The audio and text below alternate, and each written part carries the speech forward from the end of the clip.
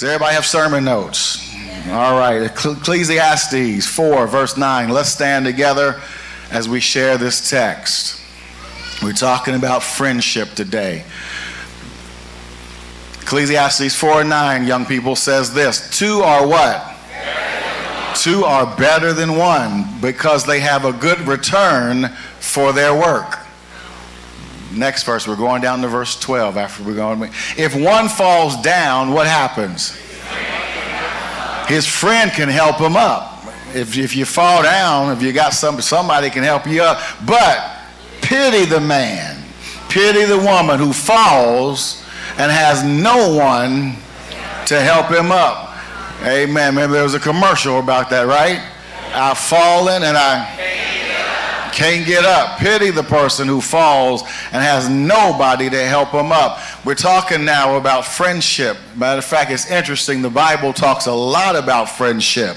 We don't preach about that much, but the Bible talks a lot about friendship.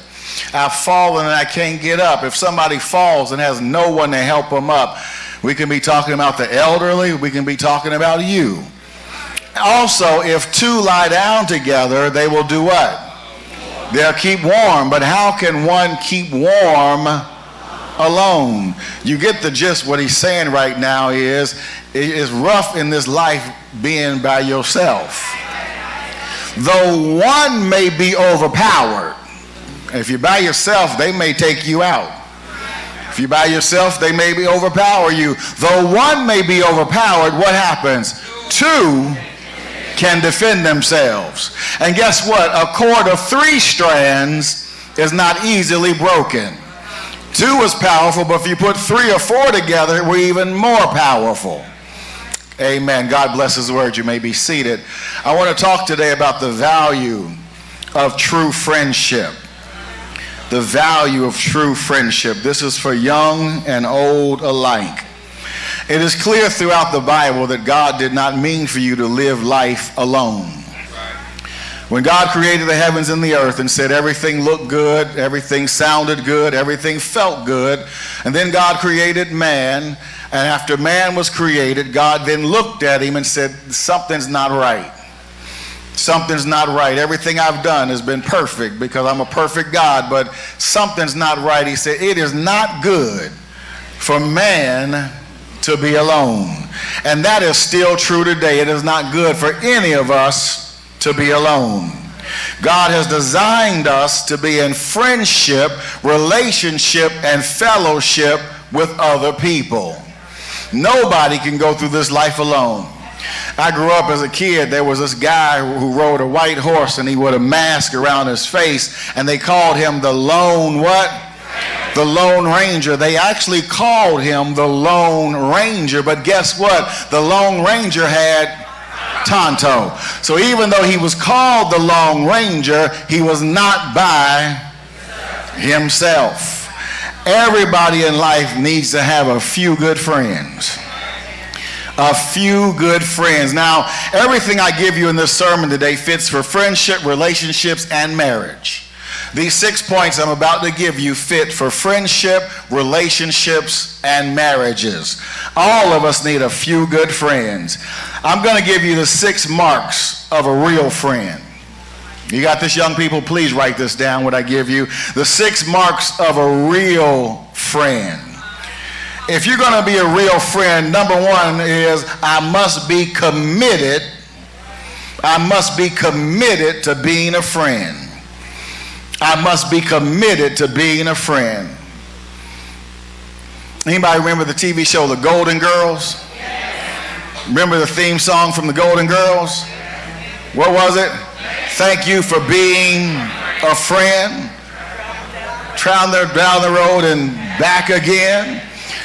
Real friends are committed to that friendship. They are committed to it. Let me give you the scripture. This is what Solomon writes in the Proverb 18:24. He says, a man of many companions may come to ruin. Interesting. A man of many companions may come to ruin. But there is a friend who what? Sticks closer than a brother. Now, we've heard that passage before, and oftentimes we march it from where it is in its context all the way up to Jesus and say Jesus is that friend that sticks closer than a brother. He very well may be, and he probably is. But what Solomon is saying here is that you can have too many folk around you. He's not saying it's not good to have a lot of friends, but what he's saying is it's better to have quality than quantity. Because you can have a whole lot of people around you and that can bring you to ruin. It's better to have quality friends than a quantity of friends, too many folk. You know why that's true? Because the first thing we talked about is in being a real friend, I have to be committed.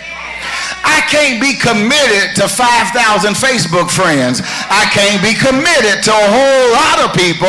All of us can only be committed to a few. He said there's a friend who sticks closer than a brother.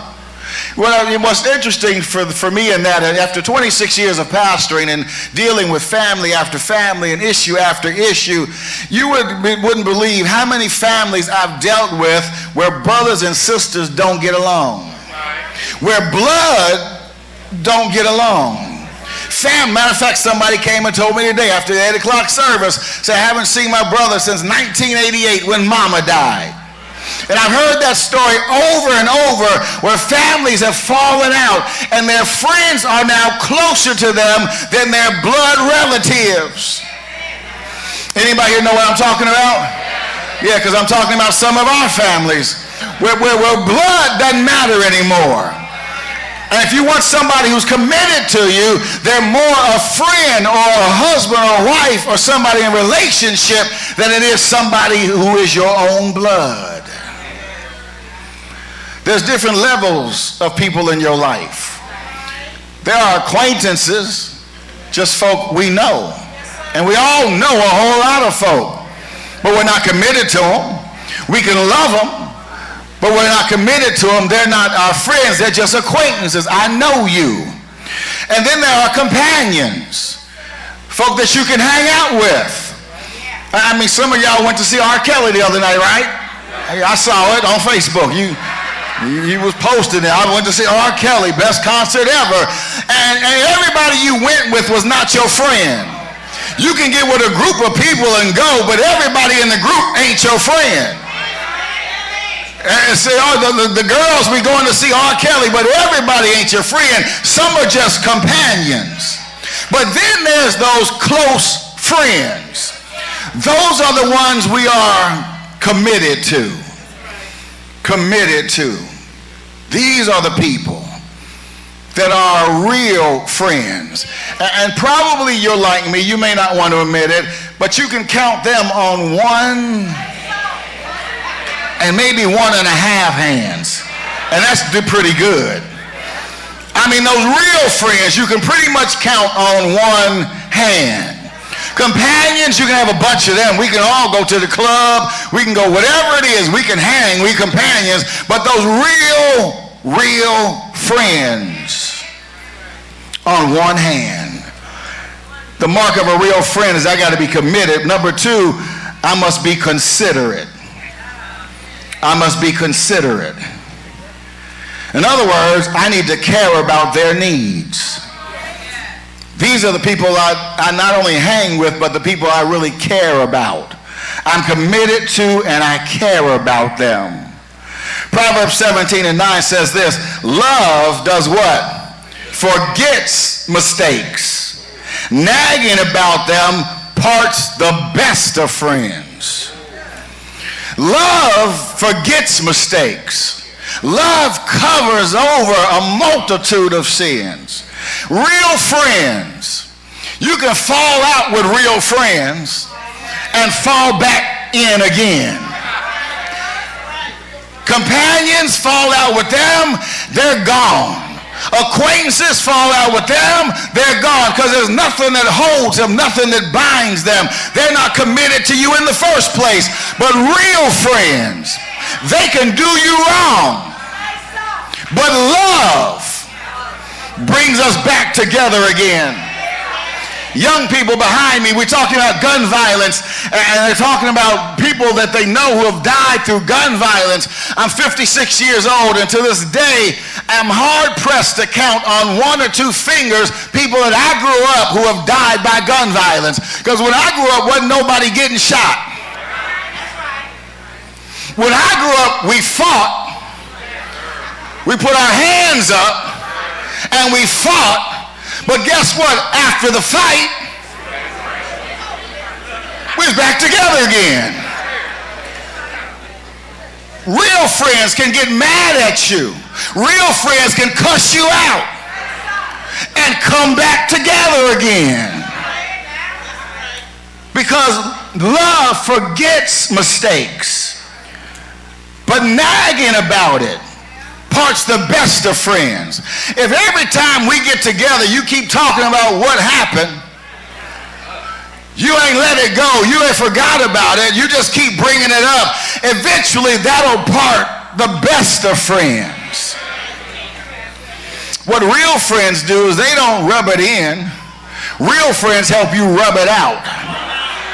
Real friends, true friends, they don't kick you when you're down. Real friends, they don't say, I told you so. Real friends, when you're down, are those who love you enough to help lift you up. True friends are ride and die. True friends are good forgetters. In order to be a friend, I've got to be considerate. Because nagging just parts the best of friends. But number 3 is this: in order to be a real friend, I must be confidential. I must be confidential. You can test your friends on this one. I must be confidential. In other words, a real friend knows how to keep a secret. A real friend knows how to keep a secret. And let me share this with any of you and all of you. If you got a secret that you don't want out, the best way to keep a secret is don't tell anybody. Because if you can't keep it, what makes you think anybody else is going to keep it? But I do understand that if you have something that you need to tell somebody, you want to have at least that one friend that you can tell it to and believe it goes no further. Everybody wants to have that one friend. I heard a preacher tell a story the other day. He said there were 3 preachers, they went fishing. And they're sitting out in a boat, they went fishing, and while they're sitting there, they said, I tell you what, well, why don't we do this? Why don't each of us share what our greatest sin is, our greatest temptation? And the first preacher said, well, I'll go first. He said, my greatest temptation is greed. He said, I hate to admit it, but I love money. The next one went, he said, well, I'll go next. He said, mine is women. I just can't take my eyes off of women. And the third one was quiet. And they looked at him. He finally said, mine is gossip. And I can't wait to get off this boat to tell what I just heard. The writer of the proverb says this: a gossip betrays a confidence, but a trustworthy man keeps a secret. The quickest way to kill a friendship is gossip. Is gossip. The quickest way not to get your stuff out there is tell no one. But if you got to tell somebody, you want to have that one friend that you can believe will take it no further. That's what a friend does. A real friend is confidential. Young people, a lot of them behind me, some of them are on their way to college. Some of them are on their way to high school, junior high school. They got a long way to go.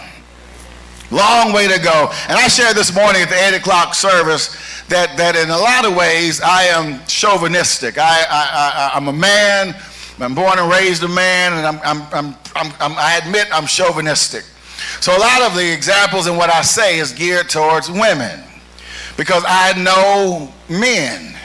And young people behind me and in front of me, ladies, young girls, when you mess around with these young boys,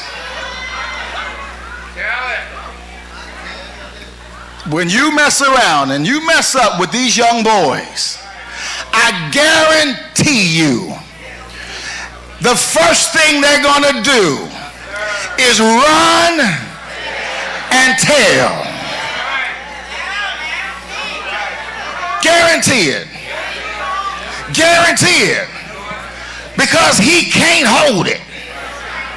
Now, ladies, I know you all have changed over the years. I know you've changed over the years. I remember, I've watched the change. I remember, ladies, when we used to date ladies, and we thought if we gave them, what was it, a wine cooler. Yeah, this is when back in my day, you date a young girl and you get a 6-pack, 4-pack of wine coolers and give her a wine cooler, and she might, get a little relaxed and something might happen. But nowadays, ladies, they tell me you all throwing back shots of Patron, and y'all done went past wine coolers. Y'all done went all the way live. So now, ladies, not only does the boy run and tell it, but some of you.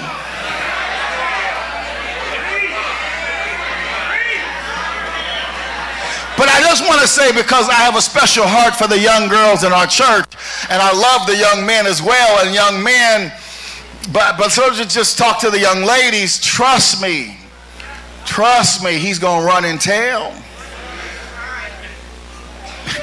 I don't care how many times he says he loves you. He don't even know what love is. It's all about the conquest, and he can't wait to tell his boys. He can't wait to tell his boys.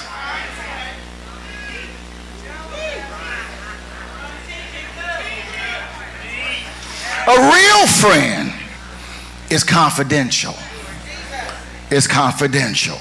Number 4, in order to be a real friend, I must be candid. C-A-N-D-I-D, candid. In other words, I got to be open and honest with you. If I'm your friend, I got to be honest. I got to be open with you.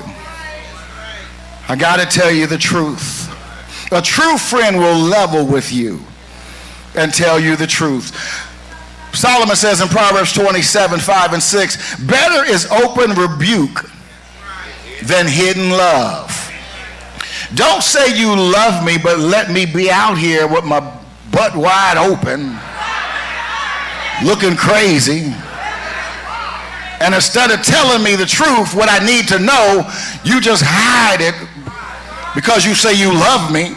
And then he goes on to say, wounds from a friend can be trusted. We're talking now about the wisest man who ever lived, writing wisdom. Wounds from a friend can be trusted. Somebody who doesn't love me can say something that hurt me because they just trying to hurt me. But somebody who loves me can say something that hurts me because they love me. I know you're not saying this to hurt me, to degrade me, to dog me. You're saying this because you care. Because you're a real friend. If you're going to be a real friend to somebody in relationship, marriage, or friendship, you got to be open and honest. I've spent days in my life and years in my life not being this kind of friend to my friends. Because I thought my job was to cover up their dirt when they needed it. And I had friends do the same thing for me. But once we grew and matured, we understood that the dirt we were covering up for each other was really digging bigger holes for each of us.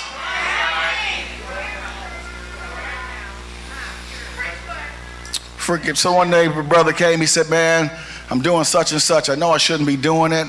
He said, I had a close call. Close call. Almost got caught. He was telling me that I had a close call. So he told me that about the close call, blah, blah, blah. We hung up. And I got convicted to calling back. I said, man, I heard what you said. You said it was a close call. You almost got caught, but you didn't. I said, but let me ask you a question. Was it a close call or a wake-up call? Because if you just see it as a close call, I got away with it. Next time I got to be a little slicker.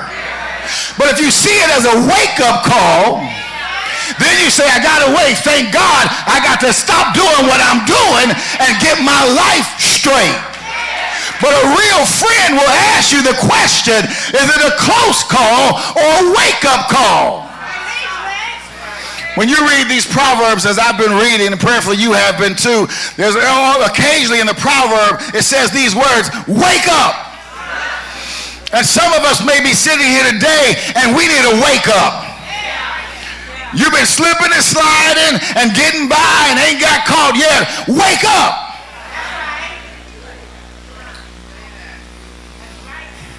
I don't know where I was. I don't know, maybe this past weekend, and somebody was talking about the AIDS epidemic and how AIDS is on the rise. I think I was talking to a nurse or a doctor or somebody. And AIDS is on the rise, young people, among young people and among women of color. Young women of color. AIDS, AIDS, AIDS is on the rise in the black community among young women, black women, or women of color.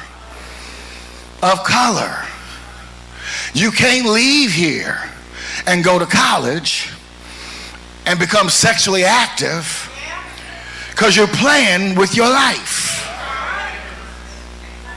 AIDS is on the rise. We talked about AIDS, what was that, the 80s? When was that, 70s? Is it the 80s?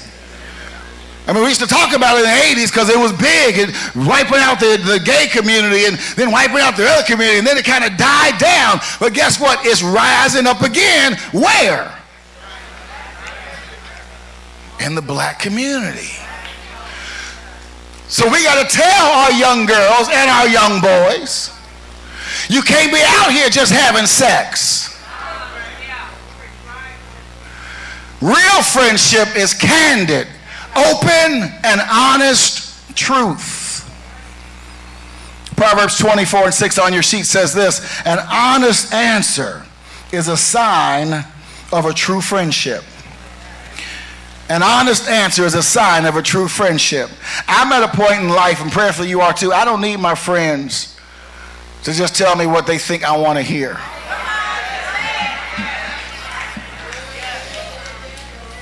Now, if I'm going astray, I expect real friends, say, Damon, you need to come on back.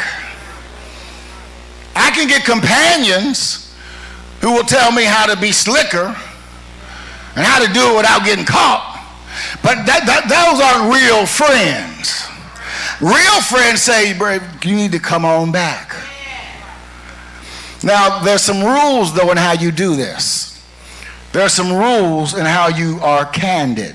Rule number 1, you compliment people in public and you correct them in private. You compliment in public and you correct in private. In public, I let everybody know, you my dog, I love you, that's my man, that's my girl, that's my road dog, that's my buddy, that's my BFF, that's my bae, whatever that is, B-A-E, that's my bae, whatever. In public, I compliment you. But in private, I got to tell you, girl, you can't keep, every time we go out, you can't get drunk. Every time we go out, you out here just shaking your behind. You can't keep doing that. And just because dudes is looking at you and buying you drinks, girl, you need to get your stuff. You got to fix this. We can't keep doing this. I got to tell you that in private, because that's what friends do. You compliment in public, you correct in private. But also this, you correct people when they are up, not when they're down. You don't kick me when I'm down. You know, I know you told me that I shouldn't be messing with her, or I shouldn't be messing with him, and yeah, now they done broke my heart, and now I'm sitting at home and don't want to leave the house, and I'm crying every day. I don't need you to come over at this point and correct me.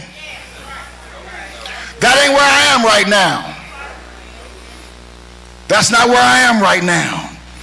You correct people when they're up. You comfort them when they're down. That's what friends do. So now that your heart is broken and you laying here and can't eat, tell me, I just wish I could die, and blah, blah, blah. That's when I comfort you. Now when you're up, now I got to correct you. You got it? Correct when they're up, comfort when they're down. And the third rule is this: never correct others if you are not open to correction yourself. Yeah, don't come at me like some judge and jury, like you ain't never done nothing wrong, and you gonna correct me, but you can't take correction yourself. Jesus said it's something like this: quit trying to take a splinter out of my eye when you got a 2x4 hanging out your eye.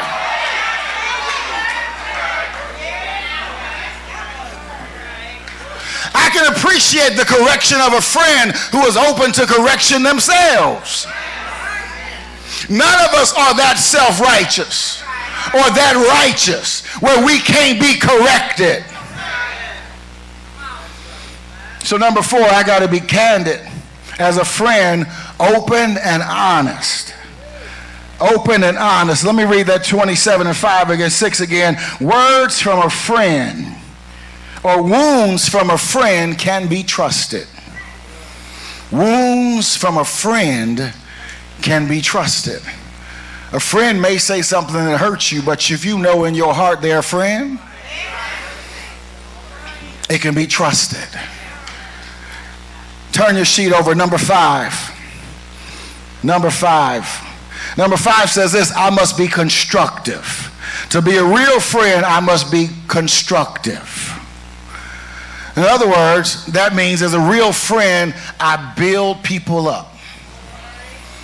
I build people up. If you are a friend of mine, I build you up. I got to be constructive. All of us are shaped by the people who are around us.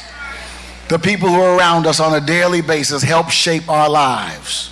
And so Solomon writes here in 27:17, as iron sharpens iron, friends shape friends.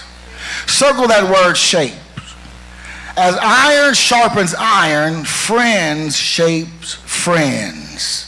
We're all shaped by the people around us. We got to be building up people instead of tearing people down. A real friend would not be trying to tear you down. A real friend would be trying to heal you and not hurt you.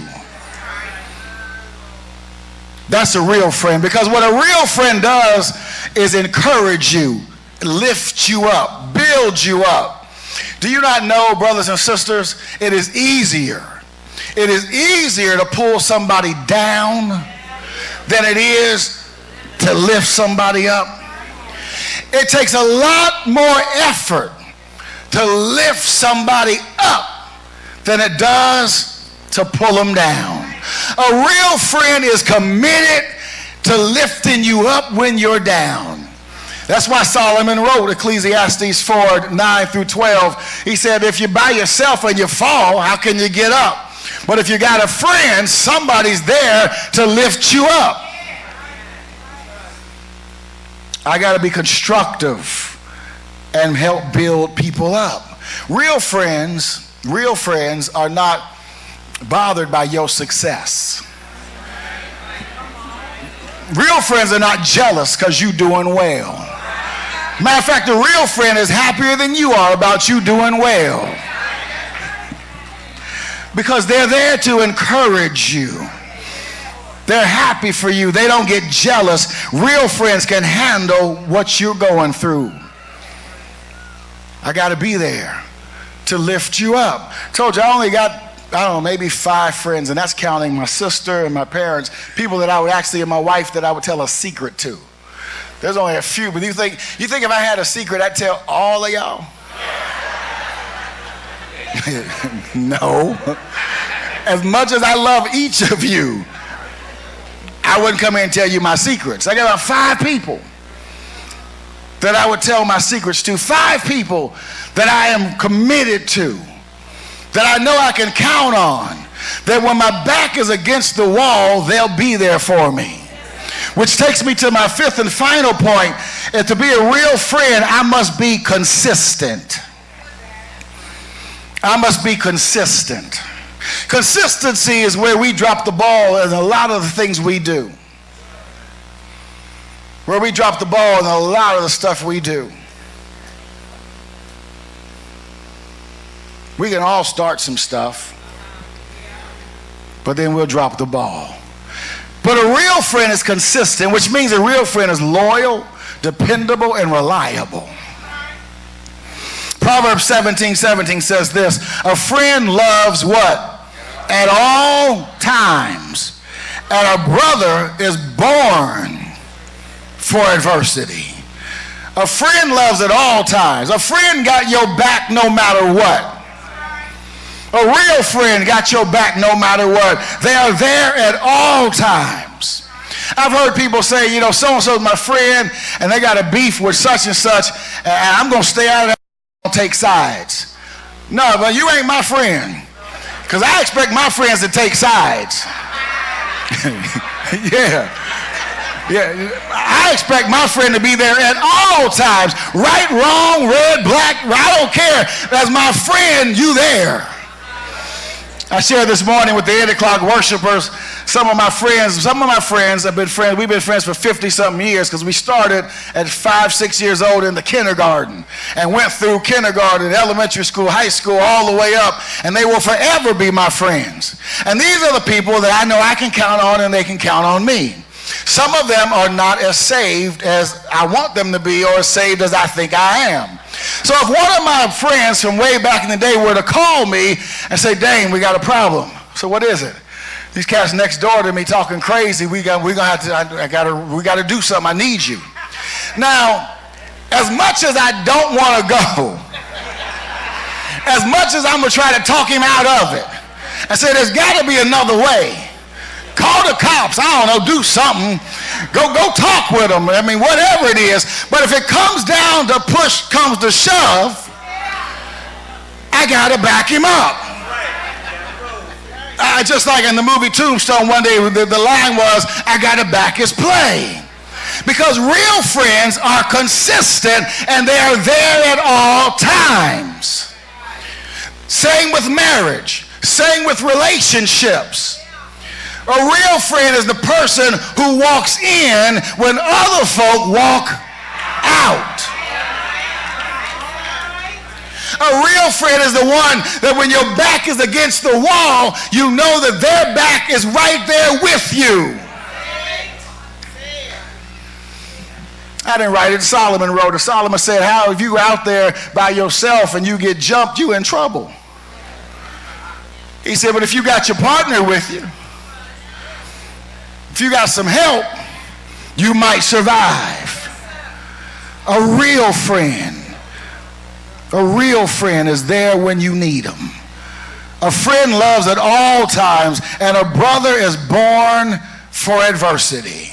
It's interesting, when Jesus died on the cross and he was hanging there and his mother was sitting down at the foot of the cross, and Jesus had brothers and sisters, and he said, I'm dying, I'm ready to go die, be in the grave, then I'm going to heaven, somebody's got to take care of mama. He didn't turn to his brothers and his sisters, his blood brothers and sisters.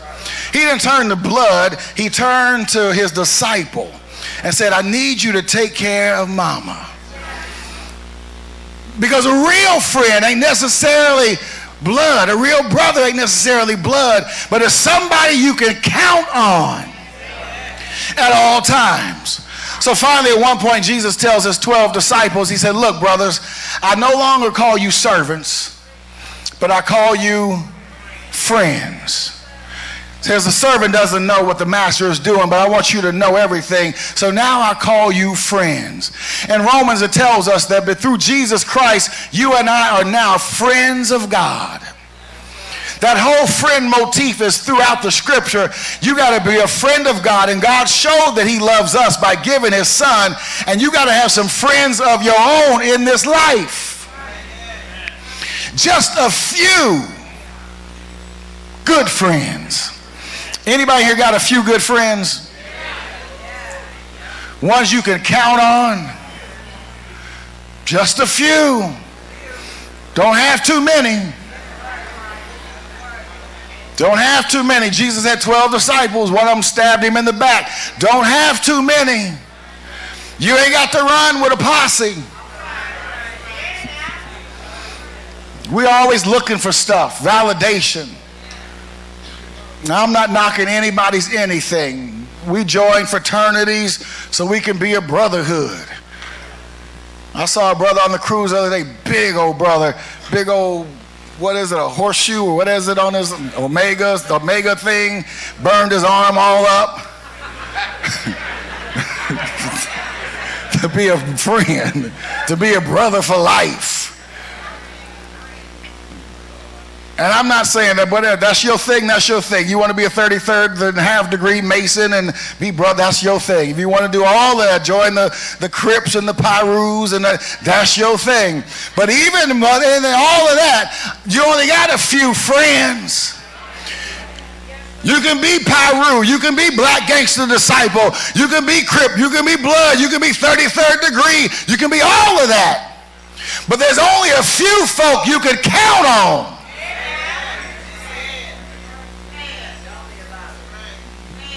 Real friends that you would tell your secrets to.